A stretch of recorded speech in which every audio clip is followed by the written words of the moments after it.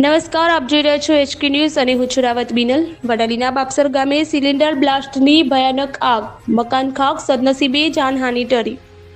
સાબરકાંઠા જિલ્લાના વડાલી તાલુકાના બાપસર ગામે ગેસ સિલિન્ડર બ્લાસ્ટની ભયાનક ઘટના સામે આવી છે। બાપસર ગામના જયંતિભાઈ રામાભાઈના ઘરે અચાનક આગ ફાટી નીકળતા અફરાતફરી મચી ગઈ હતી।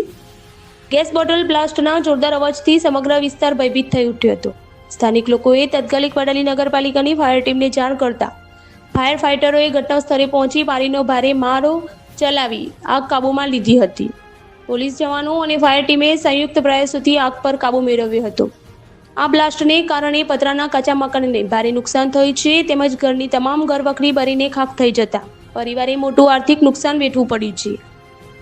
જોકે સદનસીબે આ ભીષણ ઘટનામાં કોઈ જાનહાનિ નોંધાઈ નથી। આ ઘટના ફરી એકવાર ગેસ સિલિન્ડર ઉપયોગ દરમિયાન સાવચેતી રાખવાની જરૂરિયાત યાદ અપાવે છે। આવી જ તાજી અને વિશ્વનીય સમાચાર માટે અમારા ચેનલને લાઇક, શેર અને સબસ્ક્રાઇબ કરવાનું ભૂલતા નહીં। HK news Sabarkantha.